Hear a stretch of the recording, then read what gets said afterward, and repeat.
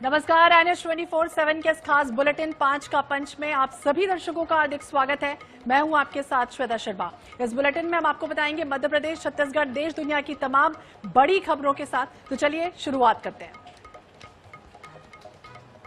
सबसे पहले America, Israel और ईरान के बीच हुए सीज फायर को लेकर सबसे बड़ी खबर है, जहां ईरान ने पाकिस्तान में होने वाली सीज फायर डील को लेकर बैठक में शामिल होने से इनकार कर दिया है।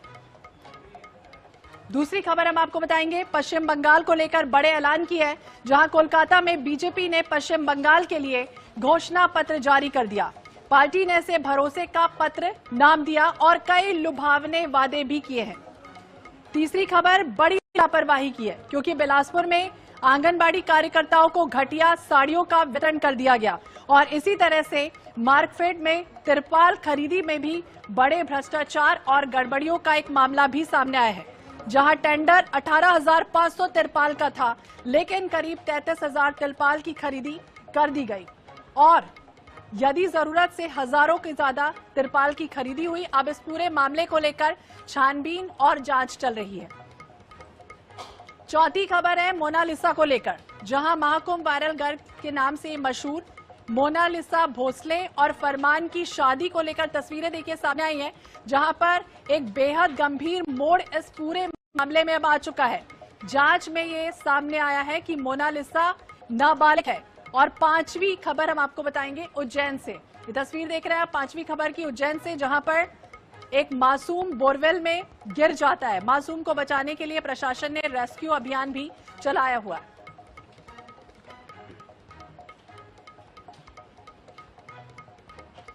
और चलिए सबसे पहले शुरुआत करेंगे, क्योंकि आप जानते हैं मिडिल ईस्ट में जिस तरह से तनाव लगातार बढ़ा हुआ है, अमेरिका, ईरान, इजराइल को लेकर अब जिस तरह से बातचीत की बात कही जा रही थी, बैठक का आयोजन किया जा रहा था, ये कहा जा रहा था, इसको लेकर ईरान ने पाकिस्तान में होने वाली सीज फायर डील को लेकर बैठक में शामिल होने से इनकार कर दिया है।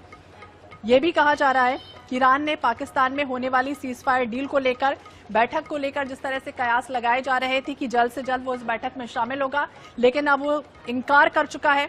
ईरानी मीडिया न्यूज के अनुसार ये कहा जा रहा है कि जब तक लेबनान में सीज फायर लागू नहीं हो जाता है, वो बातचीत नहीं करेगा। इससे पहले America website wall street journal ने भी खबर दी थी कि ईरानी डेलीगेशन गुरुवार शाम पाकिस्तान पहुंच गया है और इसमें संसद अध्यक्ष गालिबाफ और विदेश मंत्री अराक्ची शामिल है। लेकिन इस खबर को फॉक्स न्यूज ने फेक बताया है। यह भी बता दें, इससे पहले 7 अप्रैल को अमेरिका और ईरान 2 सप्ताह के लिए सीज फायर पर सहमत हो गए थे। तब ये कहा जा रहा था कि दोनों देश के नेता पाकिस्तान में मीटिंग के लिए मिलेंगे। तो युद्ध, सीज फायर और बैठक, क्या बिगड़ रही है बात, इस पर भी लगातार तनाव के हालात बने। अमेरिका, ईरान, इजराइल जंग 2 सप्ताह के लिए सीज फायर पर सहमत थे। ईरान ये कह रहा है यूएसए, इस्लामाबाद में सीज फायर को लेकर बड़ी बैठक का आयोजन किया जा रहा था। एक संभावित डील जो है वो एक तरह से बनती हुई नजर आ रही थी। लेबनान में सीज फायर लागू नहीं तो बैठक नहीं, ईरान ये कह रहा है, लेकिन क्या इसका असर किस तरह से देखेगा, और इसी विषय पर हम बातचीत करेंगे। विदेश मामलों के जानकार डॉक्टर ब्रह्मदीप अलूने जी हमारे साथ जुड़ गए हैं। अलूने जी, बहुत बहुत स्वागत है आपका INS 24/7 पर। मैं हूं आपके साथ श्वेता। और सबसे पहले देखिए अलूने जी, जिस तरह से ईरान ने पाकिस्तान में होने वाली संभावित सीज फायर बातचीत को लेकर शामिल होने से मना कर दिया है और इसके पीछे लेबनान में सीज फायर को शर्त बताया, यानी कि मामला अब जो है वो सिर्फ एक बैठक का नहीं दिख रहा है, बल्कि जो व्यापक क्षेत्रीय समीकरण है वो एक तरह से बनते दिख रहे हैं। क्या समझे, कूटनीतिक दबाव बनाने की रणनीति है या फिर ईरान ये संकेत दे रहा है अपनी ताकत का, अपनी प्राथमिकता का? श्वेता जी, देखिए, जब से यह युद्ध विराम हुआ है, जितनी जल्दबाजी में युद्ध विराम हुआ है, जिस प्रकार से युद्ध विराम का प्रदर्शन किया गया है और शर्तों को लेकर अस्पष्टता रही है, उससे हमेशा संदेह रहा है कि यह युद्ध विराम लंबे समय तक चलेगा या नहीं चलेगा। लेकिन बहरहाल इन सबके बीच तमाम विरोधाभास जो है वो चीन ने पाकिस्तान के रास्ते मिसाइल के लिए बहुत सारी चीजें पहुंचाई है। ईरान ऐसी भी चीजें आई, इवन अमेरिका के पूर्व जो सुरक्षा सलाहकार है, उन्होंने तो यह तक कह दिया कि वह देश मध्यस्थता कर रहा है, जो कि जिसकी भूमिका ही संदिग्ध है। तो इन सब के बीच गुरुवार को ईरान का प्रतिनिधि मंडल भी पहुंच गया, आज जीडी वेंस भी पहुंच गए हैं, उपराष्ट्रपति अमेरिका के। अब इस बीच जो ईरान ने दाव खेला है वो दरअसल मनोवैज्ञानिक दबाव बनाने का ही दाव खेला है, जिसके बारे में अभी आप चर्चा कर रहे थे। ईरान जो है उसे ऐसा लगता है कि वो अपर हैंड पर है। ईरान को यह लगता है कि उसने जो है वो अमेरिका और इजराइल को हरा दिया है। ईरान को ऐसा लगता है कि जो खाड़ी के देश हैं, बाकी देश, वो गहरे दबाव में, और यही कारण है कि ईरान कूटनीतिक गलतियां करता जा रहा है। यह उसकी दिलेरी नहीं है, यह उसका साहस नहीं है, पर यह एक ऐसे आत्मघाती कदम है जो इस देश को विध्वंस की कगार पर धकेल सकते हैं। लेकिन फिलहाल अब देखना यह है, क्योंकि अभी नेतन्याहू ने यह भी कहा है कि हम लेबनान से बात करेंगे, लेबनान से जल्दी से चर्चा होने वाली है, तो अभी फिलहाल इजराइल हमले करना बंद कर सकता है। और ऐसा नहीं है कि बातचीत नहीं होगी, ये बातचीत होगी जरूर, लेकिन इस बातचीत के परिणाम क्या निकलेंगे यह देखना बहुत ही बिल्कुल। देखिए अलूने जी, बेहद साफ है क्योंकि तनाव लगातार बढ़ा हुआ था और जिस तरह से 2 हफ्ते का समय मिलता है, कहीं ना कहीं लोगों को राहत जरूर महसूस हो रही थी। लेकिन अगर ईरान इस बातचीत से कहीं ना कहीं बाहर हो जाता है तो फिर पाकिस्तान अमेरिका के बीच जो होने वाली जो संभावित डील की चर्चा हो रही थी, क्या इसकी विश्वसनीयता पर कोई असर पड़ेगा? श्वेता जी, देखिए, विश्वसनीयता तो पाकिस्तान की संदिग्ध हो ही गई है, क्योंकि यह देखिए फिलहाल जो मध्यस्थता हो रही है तो वहां पर पाकिस्तान की जो चिंता थी वो ये थी कि सऊदी अरब पर जो ईरान के लगातार हमले हो रहे और सऊदी अरब से रणनीतिक समझौता था पाकिस्तान का, तो पाकिस्तान को लगता था कि कहीं उसे इस युद्ध में सऊदी अरब की तरफ से शामिल नहीं होना पड़े। यही कारण है कि जल्दबाजी में पाकिस्तान ने श्रेय लेने की कोशिश की। लेकिन यदि यह मध्यस्थता ठीक तरीके से नहीं होती है, और जिसकी संभावना बहुत कम है क्योंकि ईरान और इजराइल के बीच इतना अविश्वास है कि दोनों एक दूसरे के साथ युद्ध विराम कैसे करेंगे समझ से परे है, तो यदि यह डील तय नहीं होती है, इस डील में जो है वो लंबे समय तक नहीं चलती है, तो निश्चित तौर पर पाकिस्तान के मंसूबे भी नाकामयाब होंगे।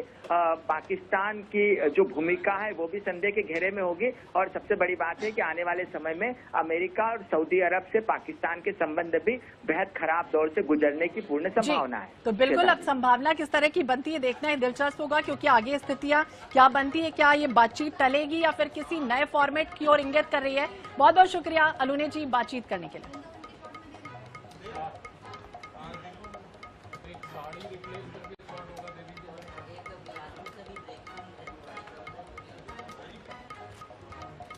और चलिए अब बात करेंगे बीजेपी की, क्योंकि घोषणा पत्र जारी हो चुका है पश्चिम बंगाल के लिए। आज केंद्रीय गृह मंत्री अमित शाह ने बाकायदा प्रेस कॉन्फ्रेंस की और उसमें बताया कि किस तरह का जो घोषणा पत्र है, मैनिफेस्टो है, वो हो सकता है। तो पश्चिम बंगाल के लिए घोषणा पत्र जारी हो चुका है। पार्टी ने इसे भरोसे का नाम दिया है और कोलकाता में आयोजित कार्यक्रम में केंद्रीय गृह मंत्री अमित शाह ने कहा कि बंगाल की जनता के लिए पिछले 15 साल काल रात्रि के बुरे सपने के समान रहे हैं। हमारी सरकार बनती है तो पहले 6 महीने में बंगाल में यूसीसी लागू किया जाएगा। साथ ही राज्य की महिलाओं को हर महीने 3,000 रुपए दिए जाएंगे। बेरोजगार युवाओं को हर महीने 3,000 रुपए की आर्थिक मदद का भी बाकायदा ऐलान कर दिया गया। वहीं सरकारी कर्मचारियों को 45 दिन में 7वां वेतनमान दिया जाएगा। इसके अलावा बंगाल में गौ तस्करी पर भी लगाम लगाई जाएगी। तो कई तरह के जो वादे हैं वो किए गए। भरोसे का पत्र, इस संकल्प पत्र को नाम दिया गया है, जिसमें ये कहा जा रहा है कि मैनिफेस्टो में कई तरह के लोक लुभावन जो वादे हैं वो किए जा रहे हैं। 6 महीने में बंगाल में यूसीसी लागू कर दिया जाएगा और महिलाओं को हर महीने 3,000 रुपए दिए जाएंगे। बेरोजगारों को हर माह 3,000 रुपए की राशि, कर्मचारियों को 45 दिन में 7वां वेतनमान लागू भी किया जाएगा। बंगाल में गौ तस्करी पर लगाम लगाने की तैयारी है, यानी कि नौकरियों में 33% आरक्षण का भी जिक्र किया जा रहा है। तो मैनिफेस्टो जारी हो चुका है। बीजेपी का पश्चिम बंगाल का चुनाव को लेकर पार्टी इसे भरोसे का नाम एक तरह से दे रही और बंगाल की जनता के लिए पिछले 15 साल काल रात्रि के बुरे सपने की तरह बीते हैं। इस तरह की भी बातें अमित शाह ने की है और ये भी बार बार भरोसा दिलाया जा रहा है कि इस बार बीजेपी ही जीतने वाली, यानी कई तरह के लोक लुभावन वादे जो हर बार चुनाव में किए जाते हैं बीजेपी की तरफ से, इस बार भी पश्चिम बंगाल के लिए किए गए हैं। बीजेपी का घोषणा पत्र जारी हुआ और देखिए तस्वीर भी सामने आई, जहां पर ये कहा जा रहा है कि महिलाओं को हर महीने 3,000 रुपए की राशि दी जाएगी। एक बार फिर से महिलाओं को लेकर सोनार बंगला का जो सपना है वो भी दिखाया जा रहा है। एक तरह से कहा जा रहा है कि टीएमसी ने जिस तरह से वादा खिलाफी की, लेकिन कई राज्यों में इस तरह की स्थितियां नहीं बनेंगी और आने वाले समय में बीजेपी पूरी तरह से इसे घोषणा पत्र जारी करने की तैयारी में। मैनिफेस्टो जारी हुआ जिसमें 6 महीने में बंगाल में यूसीसी लागू किया जाएगा। कई तरह की बातों का जिक्र किया है केंद्रीय गृह मंत्री अमित शाह ने। तो बेरोजगारों को हर माह और क्या कुछ उन्होंने कहा है प्रेस कॉन्फ्रेंस में, चलिए आपको सुनाते हैं। भारतीय जनता पार्टी की सरकार हर महीने 1 से 5 तारीख के अंदर 3,000 रुपया हर माता के बैंक अकाउंट में ट्रांसफर करेंगे। सभी सरकारी कर्मचारियों व पेंशन भोगियों के लिए डीए सुनिश्चित किया जाएगा और 45 दिन के अंदर ही 7वें वेतन आयोग को लागू कर सभी कर्मचारियों का सम्मान करने का काम नई बनने वाली भारतीय जनता पार्टी की सरकार करेगी। तो बेरोजगारों को हर माह 3,000 रुपए की आर्थिक मदद का ऐलान दिया है और बंगाल के लिए बीजेपी का जो घोषणा पत्र है वो जारी हो चुका है।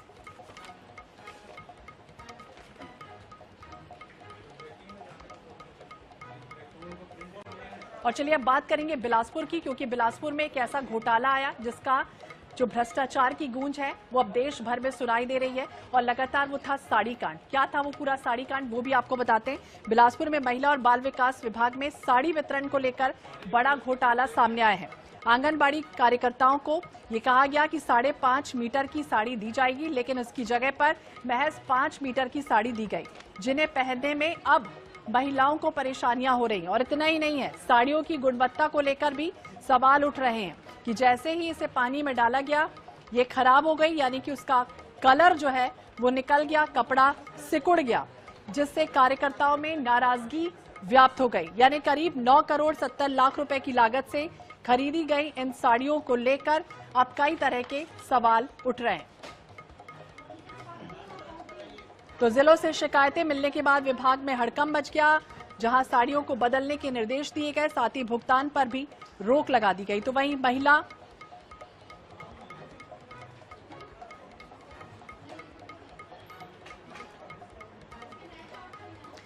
और बाल विकास विभाग की मंत्री लक्ष्मी राजवाड़े ने कहा कि पूरे मामले की जांच कराई जाएगी। वहीं छत्तीसगढ़ में तिरपाल खरीदी का भी जो मामला है वो लगातार सामने आया, उसमें भी गड़बड़ी हुई थी। दरअसल 18,500 तिरपाल खरीदने के लिए मार्कफेड में टेंडर जारी किया गया था, लेकिन लापरवाहों ने करीब 33,000 तिरपाल की खरीदी की।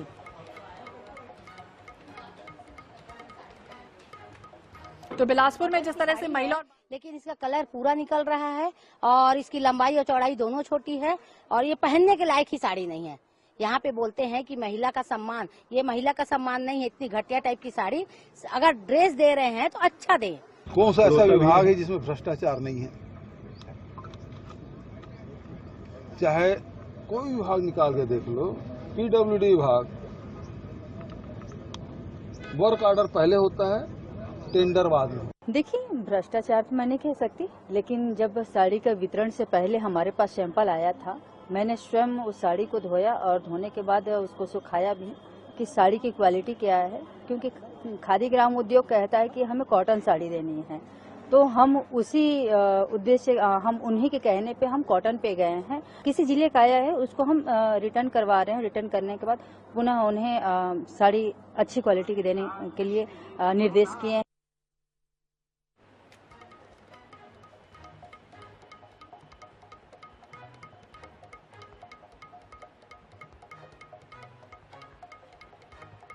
तो इस वक्त अहम खबर आपको बताते हैं, जहां पर ये जो साड़ी वितरण का मामला था, इसमें अपडेट भी सामने आ गया है। साड़ी घोटाला मामला, जिसमें अब खराब साड़ियों को रिप्लेस किया जा रहा है। विभाग में वापस जमा की जा रही है जो तमाम वितरित साड़ियां थी, अब उन्हें वापस किया जा रहा है। आंगनबाड़ी कार्यकर्ता और सहायिकाएं वापस साड़ियां कर रही हैं।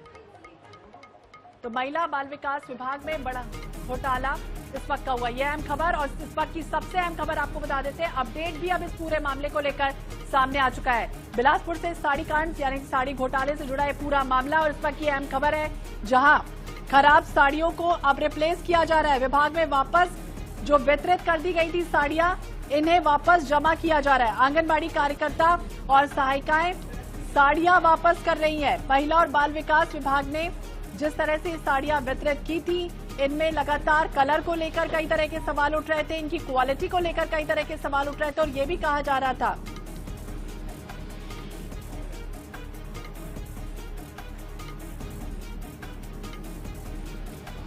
तो खामियों के साथ वितरित की गई थी गुणवत्ता विहीन साड़ी। और ज्यादा जानकारी के लिए बात करेंगे पंकज गुप्ते, हमारे सहयोगी हमारे साथ जुड़ गए हैं। पंकज, देखिए लगातार आईएनएच भी सुबह से खबर दिखा रहा था और कह सकते हैं एक तरह से संज्ञान हुआ इस पूरे मामले में, और अब ये कहा जा रहा है कि रिप्लेस हो रही हैं साड़ियां।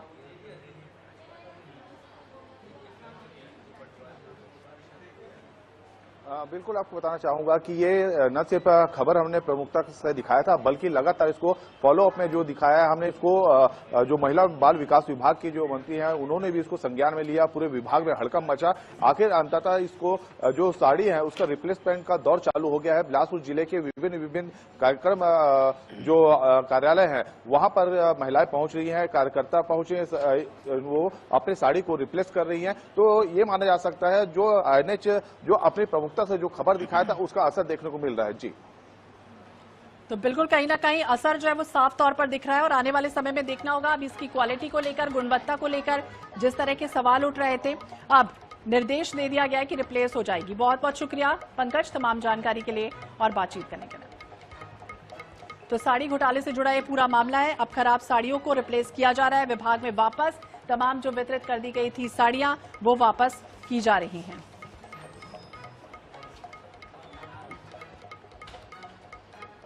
और इस बीच एक और अहम खबर आपको बताते हैं मथुरा से, जहां यमुना नदी में बड़ा हादसा हुआ। इस वक्त की अहम खबर सामने आ रही है, जहां पर यमुना नदी में बड़ा हादसा हुआ है। पीपा पुल से टकराकर नाव पलट गई है। तो इस वक्त की अहम खबर है, जहां 8 से ज्यादा लोगों की जान चली गई।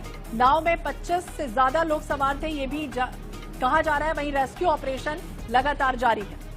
तो मथुरा में यमुना नदी में बड़ा हादसा हुआ है, जहां पीपा पुल से टकराकर नाव अचानक पलट गई। 8 से ज्यादा लोगों की मौत हुई है।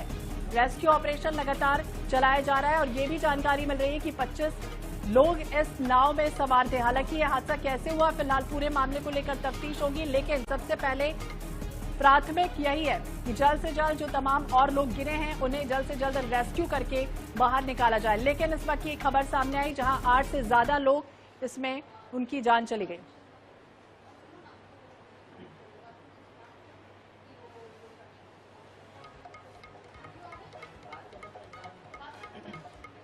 तो 8 से ज्यादा लोगों की जान चली गई। तस्वीर भी हम आपको दिखाएंगे आईएनएच पर, एक्सक्लूसिव तस्वीरें, जहां तत्काल जो घायल हुए उन्हें अस्पताल भी ले जाया गया है।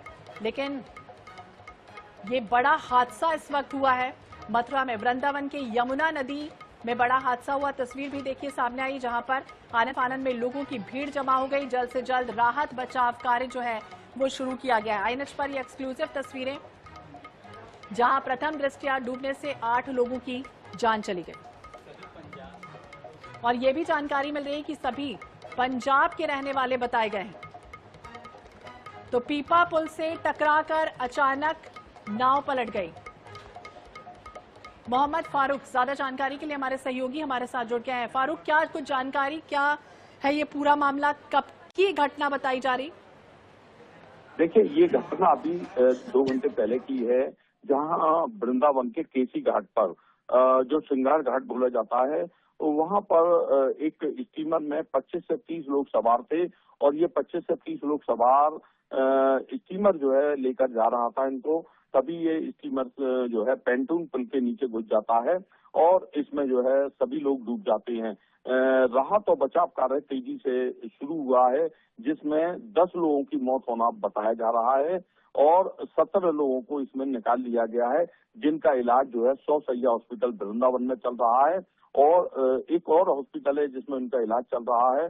25 से 30 लोग ये पंजाब के बताए जा रहे हैं और इसमें 10 लोगों की मौत का आंकड़ा भी सामने आया है। लोग बता रहे हैं कि चश्मदीदों का कहना है कि पेंटून पुल जो है उसके नीचे जो है नाव जो स्टीमर था वो टकरा जाता है और नीचे जो है चला जाता है। अभी स्टीमर नहीं निकल पाया है। राहत और बचाव कार्य लगातार जारी है। मुख्यमंत्री योगी आदित्यनाथ ने इस पे संज्ञान लेते हुए संवेदना व्यक्त की है और साफ तौर पर उन्होंने अधिकारियों को निर्देश दिए हैं कि आप लोग जो है तत्काल मौके पर पहुंचे। डीएम चंद्र प्रकाश सिंह, एसएसपी शिलोक कुमार सहित तमाम जिला प्रशासन के जो अधिकारी हैं वो मौके पर पहुंच गए हैं। राहत और बचाव कार्य जारी है। हजारों की भीड़ केसी घाट पर मौजूद है और तमाम लोग जो है लगे हुए हैं। जो बचाव दल है वो पूरी तरीके से गोताखोर हैं, वो सब लगे हुए हैं और स्टीमर को निकालने का अभी भी प्रयास जारी है और जो लोग डूब रहे हैं उन लोगों को भी निकालने का प्रयास जारी है। मुख्यमंत्री योगी आदित्यनाथ ने साफ तौर पर कहा है कि कहीं भी कोई इलाज में कोताही न बरती जाए। जो डूब चुके हैं लोग, जो जिनकी मौत हो चुकी है, दर्दनाक इस हादसे में मौत हो चुकी है, उनको जो है तो बिल्कुल सीएम ने ये कहा है कि किसी भी तरह से इलाज में कोताही बरती नहीं जाएगी और तमाम जो रेस्क्यू ऑपरेशन है वो पूरी तरह से तेज किए गए। बहुत बहुत शुक्रिया मोहम्मद तमाम जानकारी के लिए और बातचीत करने के लिए। और चलिए एक और खबर आपको बताते हैं। उज्जैन के बड़नगर में जहां बड़ा हादसा हुआ है, क्या हादसा हुआ है वो भी आपको बताते हैं। लगातार इसमें अपडेट भी सामने आ रहा है जिसमें एक मासूम गिर चुका है। तो उज्जैन के में हादसा हुआ है। करीब 70 फीट गहराई में बोरवेल में एक बच्चा मासूम गिरा है। गुरुवार रात करीब 8 बजे हादसा होता है जिसमें बच्चा करीब 70 फीट गहराई में फंसा हुआ है। रेस्क्यू ऑपरेशन लगातार जारी है। 40 फीट की ऊंचाई पर उसे ला दिया गया है। एसडीआरएफ और प्रशासन की टीमें लगातार रेस्क्यू ऑपरेशन चला रही हैं। बच्चे तक पहुंचने के लिए एक पैरेलल यानी कि समानांतर जो गड्ढा है वो खोदा जा रहा है, लेकिन चट्टानों के कारण मुश्किलें जो हैं वो लगातार बढ़ गई हैं। बोरवेल में कैमरा डालकर निगरानी की जा रही है और ऑक्सीजन सपोर्ट भी उस बच्चे तक पहुंचाया जा रहा है। परिजनों का आरोप है कि प्रशासन बच्चे की स्थिति को लेकर स्पष्ट जानकारी नहीं दे रहा और उन्हें पास जाने को मना भी किया जा रहा है। ये भी बता दें कि पीड़ित परिवार राजस्थान के पाली जिले का रहने वाला है। परिवार पिछले 3 दिनों से इस इलाके में भेड़ चराने के लिए रुका हुआ था। उसी दौरान ये हादसा होता है जब एक मासूम बच्चा, ये कहा गया था कि वो दीवार के पास खेल रहा था। अचानक उसके पास एक बोरवेल था जो ढका हुआ था, लेकिन बच्चे ने खेलते खेलते उस ढक्कन को हटा दिया। उसका पैर उसमें फंस गया।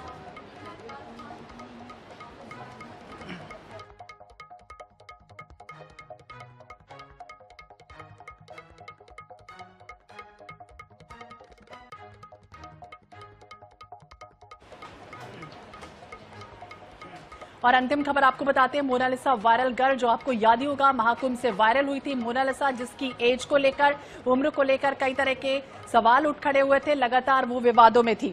तो महाकुंभ वायरल गर्ल के नाम से मशहूर मोनालिसा भोसले और फरमान की शादी का विवाद बेहद गंभीर मोड़ पर पहुंच गया है। जिस उम्र को लेकर लगातार कयास लगाए जा रहे थे, उसका जो सच है वो सरकारी दस्तावेजों के जरिए अब सामने आ चुका है। राष्ट्रीय अनुसूचित जनजाति आयोग की जांच में ये पुख्ता हुआ है कि मोनालिसा ने जब फरमान से निकाह किया तो वो बालिग नहीं बल्कि नाबालिग थी। मोनालिसा एवं फरमान खान चर्चा में आई, इस पर बेहद सवाल उठे। सवाल इस पर उठे कि क्या मोनालिसा बालिग है या नाबालिग है। मोनालिसा की उम्र अभी 18 वर्ष से कम है। यह जो जन्म प्रमाण पत्र मोनालिसा भोसले का, यह हमारे ही कार्यालय के द्वारा जारी किया गया है। इसे जारी करने का जो आधार था वह हमारे सरकारी दस्तावेज प्रसव पंजीयन रजिस्टर, जिसके अंदर इनके माता पिता का नाम उल्लिखित एवं एक फीमेल पुत्री को 30 दिसंबर 2009 की तारीख में उल्लिखित पाए गए, जिसके आधार पर जन्म प्रमाण पत्र जारी किया गया।